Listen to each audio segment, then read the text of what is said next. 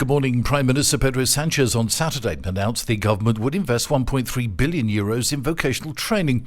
The measure will be approved at this week's cabinet meeting and will create 45,000 bilingual vocational training places, 824 new training centres, more than 1,500 classrooms for applied technology and entrepreneurship.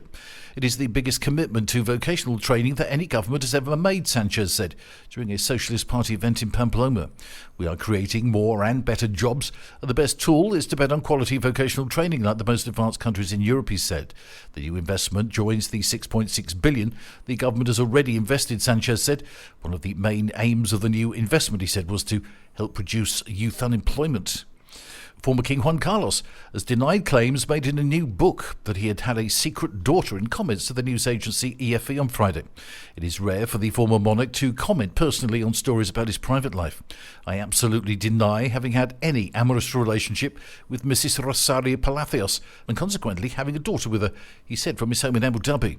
Many news outlets picked up the story after a book by two investigative journalists, due to be published on May the 8th, claimed that Juan Carlos had fathered a secret daughter. The government on Friday said it had summoned the Russian ambassador over a video shared on its social media accounts that falsely portrayed Spanish troops fighting in Ukraine. The video, posted on Wednesday, which has since been removed, shows what the embassy said were Spanish soldiers on the battlefield in Ukraine.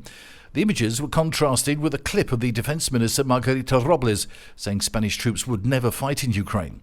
The Foreign Ministry demanded the immediate removal of the video and summoned Russia's ambassador to protest at the attacks on social media against the government. The Foreign Ministry expressed its strong rejection of this type of publication during its meeting with the ambassador, which took place on Thursday.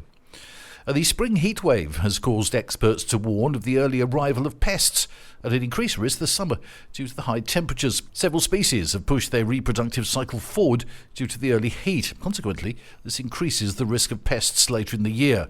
Jorge Galvan of the National Association of Environmental Remediation warns that the change in climate will only exacerbate the situation. The World Health Organization has already warned of the increase in mosquito-borne diseases such as dengue, Zika and chikungunya. There are also other species that carry a higher risk of an infestation such as mosquitoes, cockroaches, ticks and rats. That's the latest from TRE. I'm Bob James.